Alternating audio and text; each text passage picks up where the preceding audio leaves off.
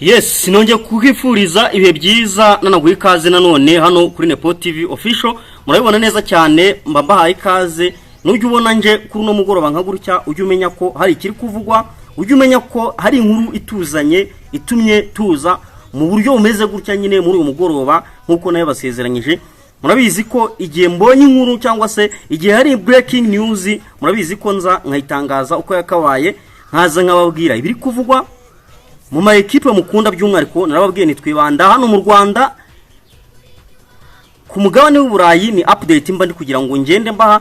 Wakwibaza uti rero njano kuri kamera kubera iki, nzanywe n'iki? Nta kindi kinzanye, ni transfer news, na makuru agezweho ajyanye na transfer cyangwa se no guhinduranya ama equipe ko abakinyi. Ahanini ni muri equipe ya APR Football Club, ni muri equipe ya APR Football Club, ariko na Rayon Sport ni equipe ifitanye umukino wa kamarampaka n'ikipe ya Kiyovu Sport kugira ngo hazagaragare equipe izasohokera u Rwanda mu mukino wa CAF Confederation Cup. Ni umukino uteganyijwe kuri wa gatanu ku munsi w'ejo kuri Pele Stadium. Ni match nayo, ni match ukomeye cyane, nayo ni match nza kuvugaho byinshi. Kandi ikindi wamenya muri equipe ya Rayon Sport, ni Rayon Sport ivugwaho ko nyuma yo ko barangije gukina umukino wa championnat birangiye, hari abakinyi iteguye guhita isinyisha. Abo ni bande? Abo nabo ndaje ngende bakubwira ibyo ngibyo uko bihagaze. Ariko by'umwariko nkuko nambikubwiye ko ndibwitse ku ikipe ya APR Football Club, ni ikipe ya APR Football Club ivugwamo ko nayo igihe championnat birangiye hari bamwe mu bakinyi bagomba guhita bayisohokamo.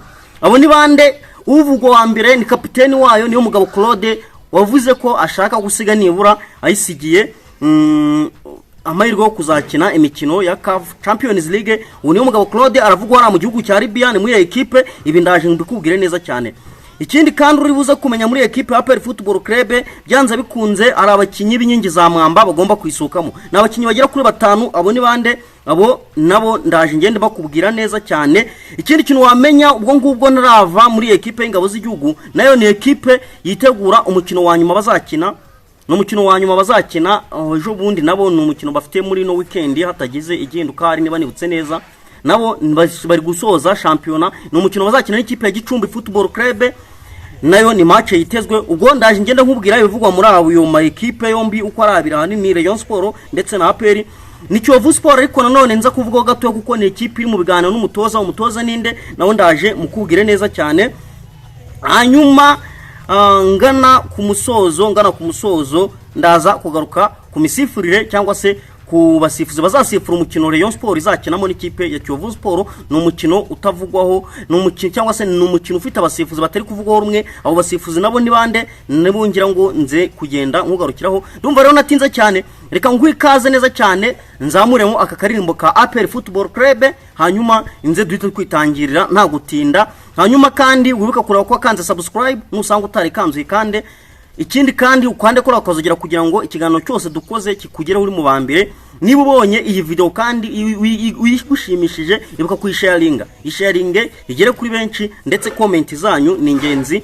Nzangenda nzinyuzamo amaso. Reka nza dutangire rero, kambanze mbashiremo aka karirimbo muri ubu buryo.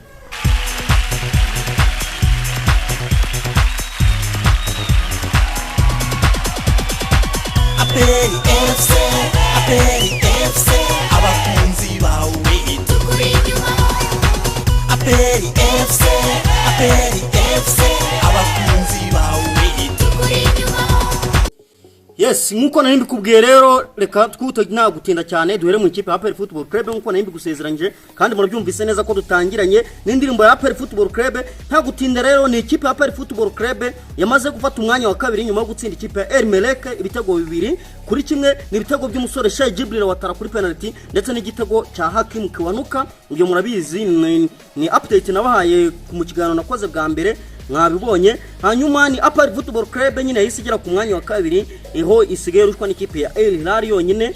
Ni ikipe ya APR Football Club rero bivugwa ko nyuma yo gukina umukino bazaba bafite n'ikipe ya Gicumbi, ni ikipe iteganya kuzahita iramforsa cyangwa se ishobora kuzahita isezera bamwe mu bakinyi, ndetse hari n'abazayisohokamo kubera impamvu zabo bwite, ahanini bakajya gushaka ama equipe yandi. Abo ngabo rero niwe ndi kugira ngo ngende nkubwira. Hari abandi bakinyi nabo bagomba kuzayisohokamo ariko basezerewe. Abo ngabo nzabagarukaho mu kiganiro cy'ubutaha. Abo ngize ngo nitseho n'abakinyi bagomba kwisohokamo abatabasezereye, ahubwo ari uko bagomba gushaka andi ma equipe abo ngabo ni bande nibo ngira ngo tugenda tuganira n'abatindiye cyane reka twihute cyane. Umukinnyi wa mbere ugomba gusohoka muri ekipe wavuzwe ahanini ko agomba kwerekeza mu gihugu cya Tanzania ni umusore witwa Mamadusi. Uyu nguyu ni umwe mu basore ukundwa n'abafana ba APR Football Club. Uyu musore biravugwa ko agomba gusohoka muri iyi ekipe akaba yagenda yerekeza hara mu gihugu cya Tanzania. Haravugwa amakipe nka Singida, haravugwa amakipe nka Azamu, cyane ko aya makipe yamubonye ubwo APR Football Club yakinaga imikino ya Sekafa. Aya makipe yaramubonye, ni umwe mu basore bifuzwa n'aya makipe muri Tanzania. Undi musore ugomba gusohoka utarigeze wishimira kuba yarakinaga muri ekipe ya APR Football Club ni umusore bita Mamadou Lamine Ba. Uyu nguyu nawe agomba kugenda asohoka muri iyi ekipe. Undi musore utarishimiye kuba yaricajwe ku ntebe basimbura kandi ari umudefanseri mwiza no umusore witwa Arius Wane. Uyu nguyu biravuga ko nawe agomba gusohoka muri iyi ekipe. Uyu nguyu nawe biravuga ko ashobora kwerekeza nkariya mu gihugu cya Nigeria. Ni mu ekipe itaramenyekana, nimenyekana iyo ngiyo nayo muzayimenyera ngaha. Undi musore ugomba gusohoka muri ekipe ahanini ko ubuyobozi bwa APR Football Club bubona ko nta umusaruro yabuhaye cyangwa se byo baramwitezemo batabibonye ni uwitwa Dennis Omedi, umusore w'umugande. Uyu nguyu ni umuwinga uvuga ko nawe agomba gusohoka muri iyi ekipe. Hanyuma umusore wundi utarigeze wishimana gato muri ekipe wagiye ugenda abigaragaza ndetse rimwe rimwe akayigenda kwepa imyitozo ni umusore witwa Seydou Dauda Yusufu. Uyu nguyu nawe ngo agomba gusohoka akaba yakwerekeza mu ikipe ya Azamu Football Club. Uwo nguwo nawe aravugwa ko agomba gusohoka. Ubwo wenda ikiribuza kubatungura inkuru yatunguranye ni umusore witwa Niyomugabo Claude, kapiteni w'iyi ekipe, waciye amarenga ko ashobora gusohoka akaba yakwerekeza hanze. Nawe baravuga ko ashobora kwerekeza ara mu gihugu cya Libya. Ashobora kwerekeza mu gihugu cya Libya cyane ko abasore b'abanyarwanda benshi bagiye banyura, abasore nka ba Manzi Thierry, abasore nka ba Jihad Bizimana, n'abasore bahanyuze. Bigaragara ko rero uyu musore nawe hatagize igihinduka ashobora kwerekeza hariya mu gihugu cya Libya hari amabara bukabisa akaba ariho yagenda ahindurira kariyeri. Nibyo gutegereza tukagenda tureba niba bizamukundira. Nibyo ngibyo, ntago naje gutinda umunsi, ni sport update cyangwa se na breaking news. Na makuru abaje tuba tuvuzitireka tuze tuyabatangarize uko yakabaye. Ibitugezeho muzajya mubimenya muri mu bambere nk'abantu. Ikindi kintu natinza cyane reka nkomoze gato ku ikipe ya Kiyovu Sport. Ni ikipe nayo irwana no kureba uko yajya mu mikino ya CAF Confederation Cup. Ni Kiyovu Sport ivugwamo inkuru y'umutoza wigeze kuyitoza akagira kabiri, ni umutoza bita Kasambongo Andre. Uyu nguyu biravugwa ko ashobora kugaruka muri ekipe ya Kiyovu Sport kuba yaza kuyitoza. Ahanini bari kunegosiya, icyo batarumvikana na amafaranga. Biravugwa ko icyo barimo gupfa barapfa amafaranga, umushahara ugera kuri miliyoni. Kiyovu Sport iramuha miliyoni zira kuri 3, hanyuma uyu mutoza Kasambongo we akagenda yaka miliyoni enye. Nibyo gutegereza tukareba niba ekipe yazamuha amasezerano akabayitoza umwaka utaha, cyane ko ari ikipe bateganya ko baramutse batsinze umukino bafitanye na Rayon Sport bashobora guhita berekeza mu mikino ya CAF Confederation Cup, ndetse ni imikino irimo amafaranga. Ni ikipe kandi iramutse igiye ku mwanya wa kabiri mu makipe yo mu Rwanda, nyine ni ikipe yahabwa miliyoni 60 zikiyongera kuri miliyoni zindi zitangwa na CAF igiye bari kwitegura kujya mu matsinda. Ikaba ari ikipe yagenda yinjiza amafaranga agera kuri miliyoni 210, nicyo cyitezwe. Hanyuma ubwo mvuze ku mukino wa Kiyovu Sport na Rayon Sport binyerekeze kuri iyo derby. Ni derby imaze igihe kinini, ni derby y'ama ekipe apingana kuva kera. Ni Rayon Sport nayo ikomeje kuvugwamo amakuru menshi. Ni derby yahumuye kuko na Kiyovu Sport n'abasore bamaze kugera muri lokali. Biravuga ko bagiye muri lokali hariya i Kanombe. Ngo ni ikipe yahawe motivation n'impande zitifuriza Rayon Sport ko yasohoka ngo yajya mu mukino nyafrika. Ni Kiyovu Sport nyine nkuko mbikubwiye yamaze kuzamurirwa prime ndetse ijyanwa muri hoteli zikomeye cyane hariya i Kanombe. Ngo ugende urushaho kwitegura derby. Ubwo ni Rayon Sport nayo, ni Rayon Sport yakaniye, ni Rayon Sport ku magraphique mwabibonye ko yagiye itangaza. Ni Rayon Sport nayo itfuza gutsinda umukino by'umwari ku mutoza Nigo Francis Christian. Ni ikipe ya Kiyovu Sport azi kandi wanayinyuzemo. Ni Rayon Sport nayo ivuga iti igihe twaramuka dutsinze umukino wa Kiyovu Sport tukaba twemerewe kujya gukina umukino wa CAF Confederation Cup, hari bamwe mu basore tugomba guhita tuganiriza, hari zimwe mu nkingi za mwamba tugomba kuzana muri iyi ekipe. Abo ni abahe rero bavugwa muri iyi ekipe? Ni abasore bavugwa ko bashobora kuzaza muri ekipe. Ni uwitwa Joseph Saki, reka nze mbereke ifoto ye hano kuri screen muramubona neza cyane. Uwo ni Joseph Saki. undi musore ukomeje kuvugwa nawe nguyu muramubona cyane yitwa Byishimo Varwa, nawe ni umusore wa Bugesera Football Club. Uyu Joseph Saki biravuga ko rero ashobora kuzafasha ahanini kuri nimero 6, hanyuma Byishimo Varwa akazaba ari nk'umunyarwanda mwiza ubafasha muri mediani igihe bamwe mu basore b'abanyamahanga bataba bari gutanga ibikenewe cyangwa se igihe cyo gusimbura cyangwa se replacement bakaba bazaya bagenda bahinduranya. Namwe mu basore bitezwe ni Rayon Sport, kandi ni Rayon Sport amakuru ansumira aravuga ko ni ikipe irimo gushaka umwataka w'umunyakameroni, n'umwataka bikiri muri negociation kuko n'umwataka ugikina imikino y'iwabo hariya, n'umwataka biteganya ko nawe hatagize igihinduka yaza muri iyi equipe. Umwataka nawe muzagenda mumumenyera ahangaha. Narava kuri umukino rero ni umukino wamaze kugenda ushyirirwaho abasifuzi bazawusifura, umukino wamaze kugenda ushyirwaho abasifuzi bazawusifura. Abo ni bande nabo reka nze ngende bakubwira, na abasifuzi batavugwaho rumwe. Reka nze ngende nkubwira abo basifuzi impande zombi nizemeranya kuri abo basifuzi. Reka nze ngende nkubwira abasifuzi bahawe umukino, nawe uraza kugenda twandikira muri comment utubwire. Reka mbanze nzamure nanone aka karembo ka Rayon Sport, hanyuma mu kenjurega gato inze tugende tureba uko bimeze.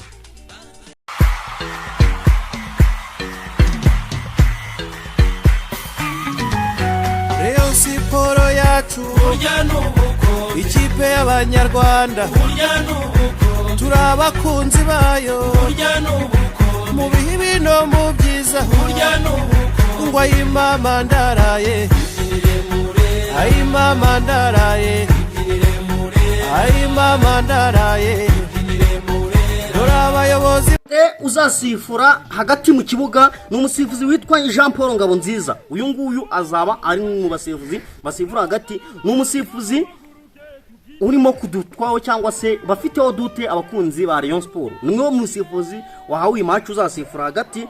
Na makuru tuba twagiye dutoza, na makuru ataraba official ariko namwe mu makuru ukomeje kugenda avugwa. Undi musifuzi n'umusifuzi witwa Mugisha Fabrice, n'umusifuzi wo kuruhande, hanyuma uwitwa Akimana Juliette. Uyu nguyu Akimana Juliette akaza abasifura nawe kuruhande, hanyuma umusifuzi wa kane bamwita Nizeyimana Isiaka, akaba aribo basifuzi bazasifura iyi derby. Bisa iyi derby imaze igihe kirekire, ni derby y'ama equipe amaze igihe kinini ahangana, nubwo Kiyovu Sport imbaraga zayo zagabanutse, ariko ni equipe ubwo Rwanda Juvenal yagaragaje ko ari ikipe ifite abakunzi benshi, ndetse ari ikipe yaza igatanga competition hano iwacu mu Rwanda. Ni ikipe ikomeye, n'umukino rero utegerejwe kuzareba, n'umukino wa kamama kuza ku munsi w'ejo nkuko nabikubwiye.